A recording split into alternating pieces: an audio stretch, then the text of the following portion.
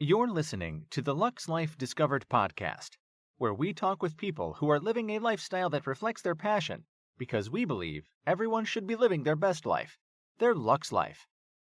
The show is hosted by Rick Steiner with Steiner Event Group, a premier national event planning company, and co-hosted by Shannon Richmond, the Vice President of the Panama City Beach Chamber of Commerce. If you are watching on YouTube, be sure to hit the subscribe button and the bell to get notifications of future episodes. The show is produced by 30A Media and is broadcast on your favorite podcast outlets, as well as YouTube, Roku TV, Amazon Fire TVs, and other major brand smart TVs. Hello, welcome to Lux Life Discovered. I'm Rick Steiner with Steiner Event Group. My co-host today is Paul Fazard with 30A Media. Welcome, Paul. Thanks a lot. I'm happy to stand in for Shannon. Well, you know, she has this job thing, and so she couldn't be here. But we want to welcome our guest, Jacob Taylor from Los Angeles. Jacob, welcome. Hey guys, Rick and Paul, thanks for having me on. Well, we're glad to have you and appreciate you taking the time to be with us today. Jacob, Paul, one of the reasons I wanted to have him, Jacob is a young man that I've known we were talking about this before we went on air, for 10 years, met in Kentucky when he was in college. And kind of just start from there, Jacob, and then we'll go from there. How's that? Yeah. Rick and I's relationship goes back, over a decade. You know, we connected on Facebook, and then Rick started to get me in the modeling world and became like a mentor of mine. And I fell in love with that world. Now I'm an actor in Los Angeles, and it all conspired from those days. Well, I tell you what, you're just one of those guys that, you know, you deal with I deal with a lot of young people, and there's some that you know will do well, and then some that you expect to do well. You were both. And so when you went to LA, you know, that's a huge step, because you had one semester of college left, right? Correct. Yeah. Correct. And so as a parent, if my child had done that, I would be like, what are you doing? You know, that type thing. My parents said the same thing. But you know, I got accepted into an acting program out here, and I studied. It's called the Meisner Technique, which is a popular technique within the acting world. And I got into a school out here to study for 2 years. So that's kind of why I dropped my bags and came out to Hollywood. Right. Well, tell us about the Meisner Technique, because it's a prestigious program to be a part of, and it's probably pretty hard to get into, isn't it? Yes and no. You know, I think they're decently selective on who they let in, but they'll let in people that they see potential to do well in the industry, and they want to see someone that's going to take the craft seriously, because it's a rigorous process. It's a rigorous 2 years. So me coming from small rural Kentucky, and curiosity is what really brought me out to LA. Like, everybody I looked up to were film actors, and I loved film, and I just wanted to learn. I wanted to get my foundation set before I really tried to start going out for jobs. So the Meisner Technique was just I thought that seemed like a great fit. Okay. So does that cover all genres of acting, or does it have a specific kind of point to it, I guess, is what I'm looking at? Yeah, so the Meisner Technique, the philosophy, real quick. So Sanford Meisner, he was part of like the Playhouse and all that in New York City. And there was really like 5 guys in the 30s to 50s that kind of created acting, Stella Adler, Sanford Meisner. But my acting teacher, John Ruskin, he studied under Sanford Meisner. He was his apprentice. So he knew what he was talking about when he was teaching it. But the Meisner Technique, the philosophy, it's really that acting is reacting. And a lot of it's techniques to get you out of yourself and just to focus on you guys, to focus on this conversation, to get it off yourself. That acting is so simple that it's just reacting. Once you get your lines out of your way and kind of get that in your subconscious, it gives you freedom to play and freedom to react naturally to what's going on in the present moment. Yeah, that would be it for me. Remembering the lines is like, I don't remember what I had for breakfast, so I'd be like trying to remember the lines. You can react when you try to remember the lines. Yeah. Yeah. It's just, there's a couple tricks to the trade you learn. Yeah. And it's really just repetition, like anything else. You got to put in your hours, you know. Sure. So when you left Kentucky and arrived in LA, is it what you thought when you first got there, or were you totally like what in the heck have I done? You know? Yeah, both, all of it, Yeah. all the above. You know, when I first got out here, I had a couch to sleep on, and he's I told offered that couch to me several times. Yeah, he's like, "Can you take the couch?" Yeah. exactly. But I was like, hey man, just give me 30 days. I'm gonna figure it out.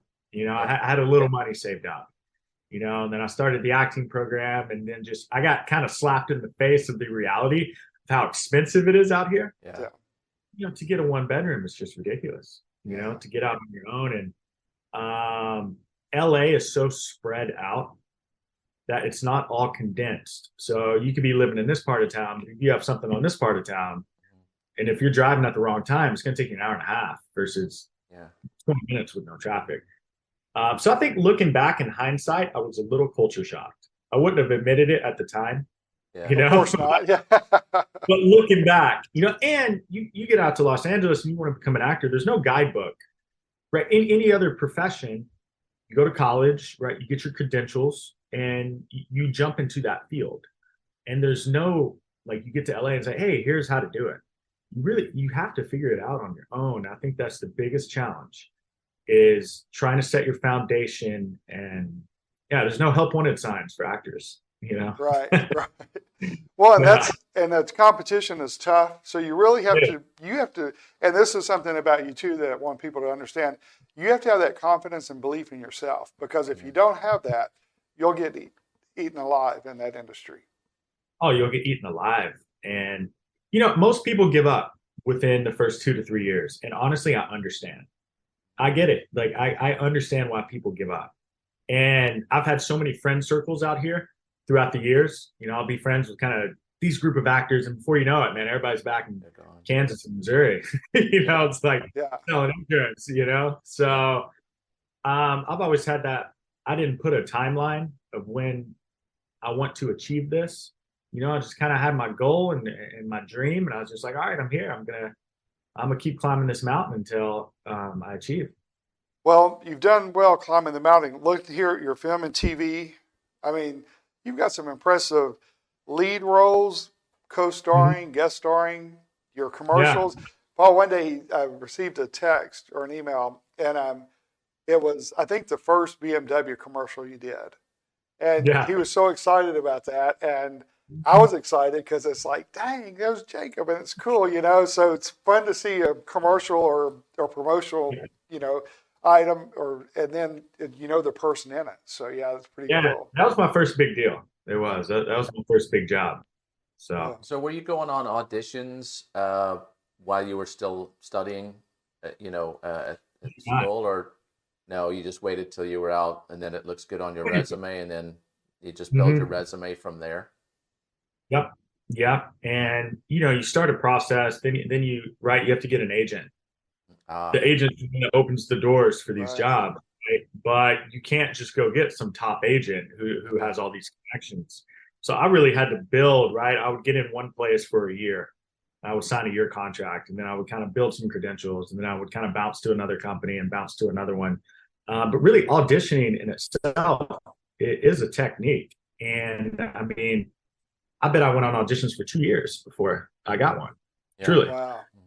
I mean, I went on a bunch, you know, but I just looked at the whole, and you're getting rejected the whole time. And that's one of the hardest things about being an actor is you're getting rejected on a day-to-day, you know? So how do you have that confidence? How can you shake that off and not take it personal and just keep the ball moving?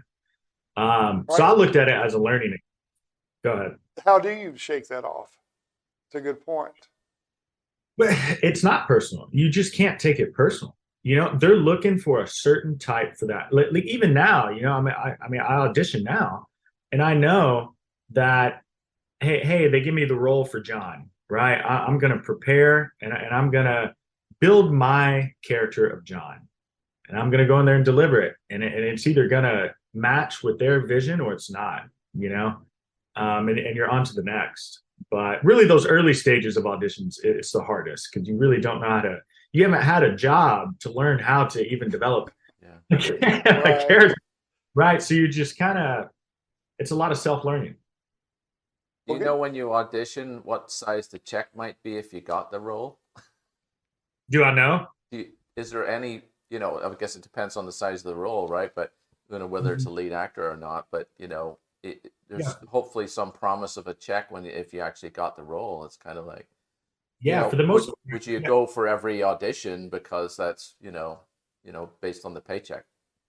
Yeah, I mean, most of the time you see what the payday is going to be, right? And Hollywood pays well, not always, but I also wasn't looking at that for the first, really not even until recently, I wanted to get that established first, so you could go, But you can't look at this thing, if you want to be an actor to make money, you need to get into a different industry because you're just not going to make money right off the bat. I like to say that you get paid on the back end, right? There's a reason these big actors are getting $10 million a picture. And they deserve it, man. They went 7 years without getting paid. They've been rejected and put aside. So well, that would have to be. I don't know if my skin is thick enough for that or not. It's like it'd be tough. If you can see the light at the end, this is advice for anybody. I think for any career, if you see the light at the end of the tunnel, then it's really not rejection. You're just learning. True. But if you can't see the light at the end of the tunnel, then that's when you need to know if you need to pivot into another career or something like that. But I just always believed in it. So, well, my wife tells me no all the time, so I think I'd be okay with that. You're used to the rejection. You might get rejected more than I do. I don't know. So what? I guess it may be kind of hard to say this, but like what film or role have you stands out the most in your mind that was the most challenging to do? Great question. Well, I'll kind of backtrack. What started it all? You see on my resume, I've done a lot of work for Lifetime in the past couple of years. I end up leading. I've done 8 movies for them total. Okay. And I did. And what started it? I got a co-star on one movie. All right, and then I got another co-star in it. And then it kind of parlayed into I led 6 films in the span of like a year and like 3 months. And you traveled all around the country doing those movies too, because you were up in the Northeast. Boston. One time when we talked, yeah. I was in Boston for a month, and I did a movie up there. So to answer your question, what was the most challenging? Movies are, for the most part, they're shot out of order, right? So these Lifetime movies, it's a lot of like, right, it's a murder mystery, and there's a big revelation at the end of the movie, like who did it, right? But you could be shooting the beginning of the movie, the next day you're shooting on page 37, and the next day you're shooting the end of the movie, then you're back into the beginning. So you have to be conscious, what does the audience know, right? That's a good point, you don't want to give away anything. So you have to have audience awareness as you're doing those films. Yeah, you don't want to be shooting the end of the movie and then go to like the middle or beginning and then stop production and say, we've already covered this. Yeah, but a lot of times I was the plot twist in a lot of those movies. I ended up being the bad guy. So like there were a couple times where I had shot like 3 days in a row where we're revealing that I'm the bad guy. And then we had to backtrack. I wasn't. And I was doing this scene and the director, he stopped me and he's like, look, your mannerisms are giving away. You're on page 20 here. Like you got to kind of shed that. You got to go back to the innocent guy. So I think those are a little. So those movies tend to be like a cookie cutter type thing, aren't they? If they're assuming that they're for what we would call the female romantic kind of audience. Yeah, they are. There's a formula to those movies for sure, and I like to say they're more corporate movies. Corporate movies. That's good. So being the bad guy in the movie, that's so out of who you really are. I bet you that was kind of fun to get out of your comfort zone and to challenge you to do that. Oh, it's so much fun. I mean, I got permission to do things that I would be arrested if I did it in real life. Yeah, you get to play out of the box, and it's fun. You get to have a lot of fun with it, and you get to kind of be someone that you would never be in real life. You Right. get to kind of you get to play pretend. That's So, true. Well, good deal. So what's in your coming up for you? What's ahead? What kind of uh, so, projects? so I'm actually producing 2 movies right now that I'll be starring in. One of them is called Sacred Sky. So actually, that screenplay, it won Best Screenplay at New York Film Festival, Montreal, and Barcelona. Um, so I got attached as an actor. Now I'm coming on as a producer, and we've kind of added a whole team together. And starting next week, we'll be starting making offers to directors, and we're shooting for Sundance next year. Wow. So Yeah. how does that work with the production side of things versus the acting? Is that where you have to go find money to fund it with, or kind of piecemeal it and just make it anyway, just based on disposable Uh, income? Yeah, you got to get the money in order because you got to get a good director attached. I mean, that's at least $100,000, and you want. I'm an established actor, but I'm not this huge name selling name. You know Yeah. what I'm saying? Like, so we need to attach a more well-known actor as well, right? A more box office name. So you got to have money for that. But really, my job has been like assembling the team, and it's new to me. But I've really just pulled out of my contact list and the network that I've built over the past couple of years. I'm also represented. I'm in 2 really good contracts right now with a company in New York and a company out here that are guiding me along the way. So Well, the best way would be to go to the parties and just talk to the folks there. it is, Crash the parties. Yeah. yeah, do that as much as I can. He's watched too many movies about crashing. Yeah. You want to come out here, man? We'll go crash a party together. Yeah, that'll be a day trip. Yeah. Yeah. We won't tell your wife. Oh, trust me, I'd have to bring her, and then there's a real problem. Yeah. Yeah. That's great. So the producing part of it, what interested in you, or what piqued your interest in that area? Honestly, opportunities really came my way. But I love filmmaking, and I love the whole process of it. I'm kind of obsessed with this industry and kind of how it ticks and operates, and I love it. But yeah, I had a writer approach me with the script that I just told you about, and he wanted me to play the lead. And I was just like, "Hey, man, how are you going to get this movie made?" And he was like, "I don't know, man. I'm just a writer." So he agreed to let me come on as a producer, and we got that contracted up. And so yeah, I'm just forming the team around it. And the next project that I have after that is it's a true story regarding the fentanyl crisis and opioids. Oh, wow. Yeah, so it's a true story about a mother and son, and he was in a car wreck at 18 years old, got prescribed Oxycontin, and from that first time he got prescribed that, a decade later, it just turned into a decade-long battle with addiction and the healthcare system and doctors deeming him away as an addict, and then it ended in his overdose in 2021. Oh, wow. So I can't say who it is, but I actually interviewed a writer yesterday who's one of the head writers on Yellowstone. Interesting. Yeah, so he's actually agreed to write the project, but we still have some interviews coming up, and I'll be playing the lead role and producing that as well. That's a yeah. hot topic right now as well, and I think one of the more recent one on Oxy was called Dope Sick. Well, I don't know if you've seen it, but that was pretty wild. That tells you all what's going on and how they get the drugs passed through and so on. Yeah, it's an issue in our country. It's actually fentanyl is the #1 killer in America right now, and there's about 200 people a day that are dying from opioids or fentanyl, which is essentially a huge plane going down every single day. Right. And if that was the case, like, they would shut down the airlines, right? So True, yeah.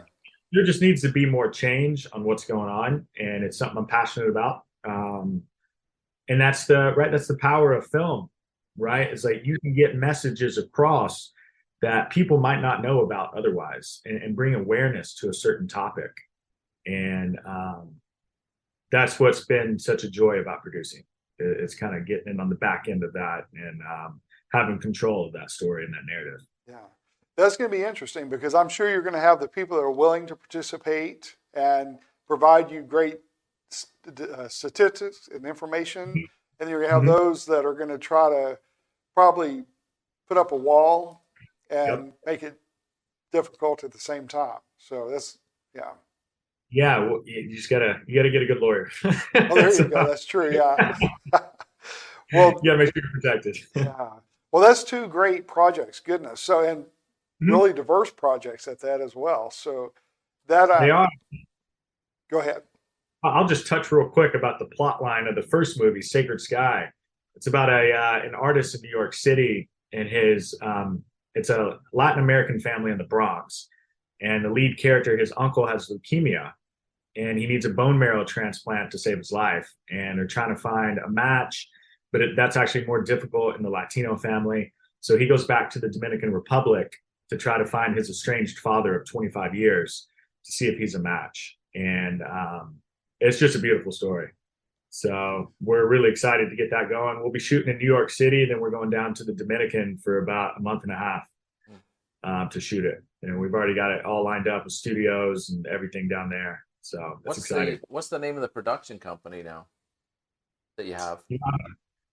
Well, I've actually LLC'd my own production company called Taylor Film Productions. So that's behind it. And we have another guy named Chris Black. Tristan DeSanchez is the producer who came on board. He produced The Voice for 3 seasons. So he's coming on board. And then with the other project, it's a company called Bohemia Group Originals. So yeah, I hope that made sense. Yes, it did. Okay. I'm proud of you, young man. You're doing great things, and it's fun to see someone you know excelling at the level that you are and taking the risk and reaping the rewards. I appreciate it. You know, you've been such a good friend over the years, Rick. You were one of the first people that believed in me. Like truly. Well, you made it easy. Are you kidding? Yeah. So, well, good deal. What are your thoughts on the trends for movies that they're getting a lot longer these days, or at least, you know, I mean, I struggle to go watch something that's 4 hours long. Or I mean, although I did watch something the other night that was 2.5, and I thought that was long, but it wasn't. It was the I forget the name of it now. It was the Korean War one where the pilots go in and and the old planes. I forget the name of it though. You know what I think? I think America, or just in general, viewers, our attention span has gotten so much shorter with watching these TV shows. You know, you go pop on a 30-minute episode, you can binge the next one, boom, boom, boom, and it's just condensed. So to go sit down and watch a 2.5-hour movie, to most people now, that sounds like forever. You know, that's a good point. Yeah, I mean, if it's a good movie and it keeps moving, then okay. You know, I think if it's done well, then it doesn't feel like the 2 hours. You know, and I think you can live with it. But I think what was it? Avatar's like 4, is it? I mean, you just gotta have a compelling story. You really do, and there's got to be arcs in that story. Yeah, to keep it interesting. So I would be a lot of Raisinets for me in that movie theater.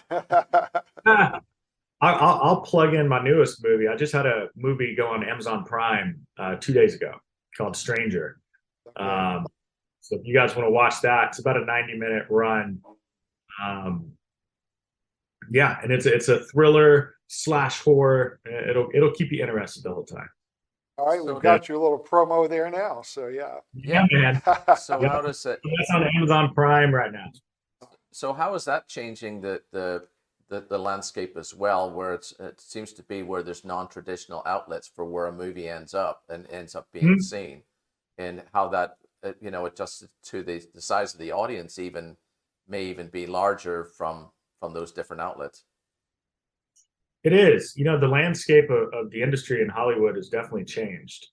I think, my personal belief, I think there's way more opportunities than there used to be. There's a lot of opportunities for actors and filmmakers these days because you have all these different outlets that you can get them on. I think it's raised the competition level, but it's not what it used to be. Right, 15 years ago, it was really just cable TV and the movie theaters. And that was it. You know? Yeah. Jacob, hold that just a minute.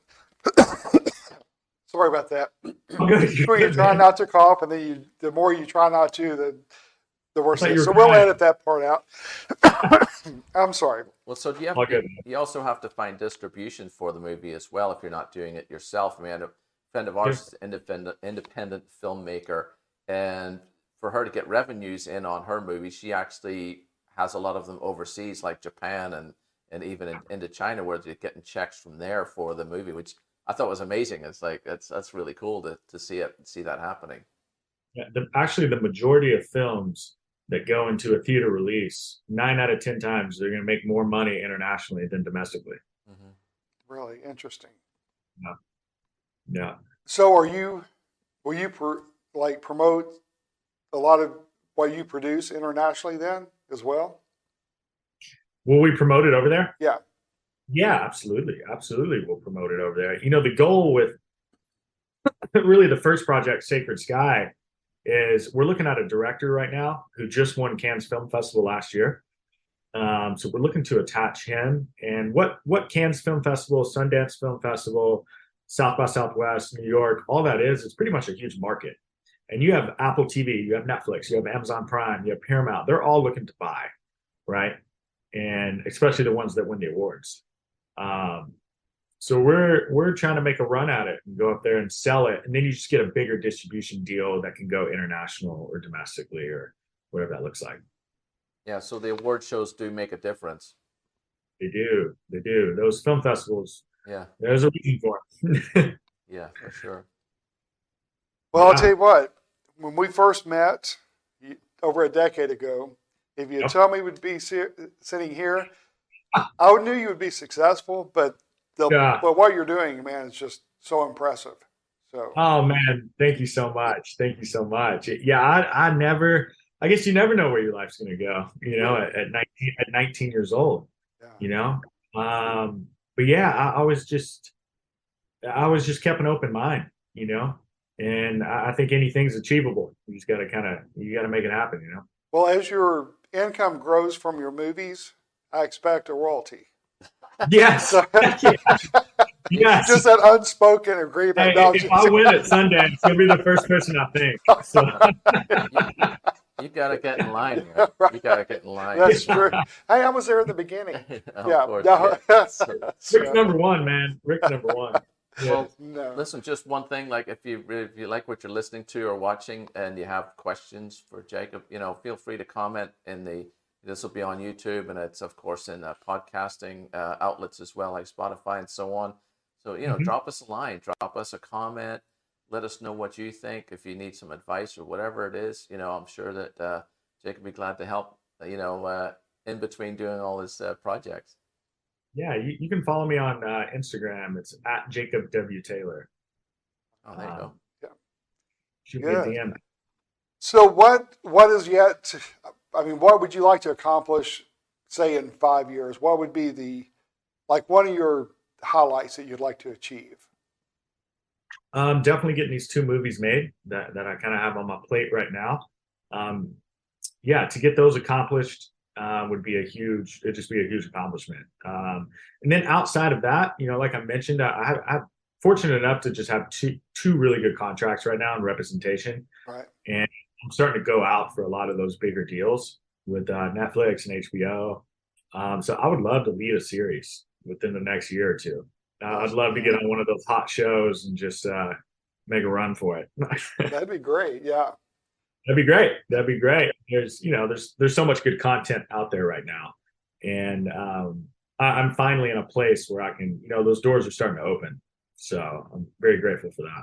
Yeah, one thing we find, we're in the streaming TV business, you know, we develop channels and so on for people. And, you know, one of the things that I see on a regular basis is actually the sort of ability for independent filmmakers to be in their own kind of streaming network. And I think there's a big opening for that. That there's a space in the market to where somebody could actually start an independent film streaming TV network, and you know, and talk to folks like yourself with your independent video with movies, sorry, and you know, build a channel, pull other people's videos in and films in, and you know, build an audience for it. I think there's a big outlet there. there's a big outlet there, and just how the industry's changed so much. You can take so much more. You have control over so much more than I think you used to in Hollywood. Like you said, you can build your own channel. You can shoot a movie on your iPhone. Yeah. I mean, you can really take control and create opportunities for yourself, which I think is important. For sure, absolutely. There may be opportunities for you guys with your media company to. Well, you never do know. something. Yeah, You never so know. who knows? Yeah. Not that he may be before he gets too big for us. Yeah, there you go. Yep. Before I won't answer your call, Paul. No, I'm What's kidding. that? Yeah, right. You're like, who are they? No, yeah. So, But how long have you guys been doing this podcast? started a little over a year ago. Just one thing I wanted to showcase a lot of talent here along the Gulf Coast in Florida that I've met over the last 2 years. And then we joined 38 TV with our own channel on their network Okay. a few months ago, 6 months ago, maybe. Yeah, we're developing Yeah. Roku and Amazon channels and so on just for this podcast. And so that kind of puts it out into a larger audience and, makes it, the more eyeballs that can see it, you never know who's watching, It's not a matter about having 100,000 followers. You just need one if it's Oprah. Yeah, you do. Very well said. Where are you guys based out of now? Are you in Kentucky? No, we're in Santa Rosa, Florida. Is that where you live permanently now? No, I'm still in Kentucky. I'm here a week a month. So, yeah, we travel and do Got some it. work here, and then we do the podcast here. And then once we join 38 TV, then we've done a lot remotely, a lot of interviews, which has been so much fun. And then we've got 2 other remote, podcasts we'll be doing later today. And it's just fun to connect with people like you that mean something to me, that are doing well, and a good example for other people. So I appreciate that, man. Yeah. Yeah, I think it's incredible what you're doing, man. well, Yeah. thanks. Yeah, come visit us at the beach sometime. It's one of the better ones. I need to. So, a little jab there. Yeah. So, well, Jacob, thank you so much for being on today. Always good to see you, man. I look forward to being out in California soon, and we'll definitely get together there and visit some I more. love that, man. Thank you so much for reaching out and for having me on the platform. And Paul, it was great to meet you. You bet. And I'll talk to you soon, Rick. Okay. I'll keep you up to date with everything. All right, sounds great. Well, be sure to look for Jason's 2 projects that will be coming out soon, and then as well as the movies that he's been in. There'll all be a link in our post. So thank you for joining us today. That's another episode of Lux Life Discovered. Check out Lux Life Discovered on Facebook and Instagram and on 30a.tv. See you next time on Lux Life Discovered.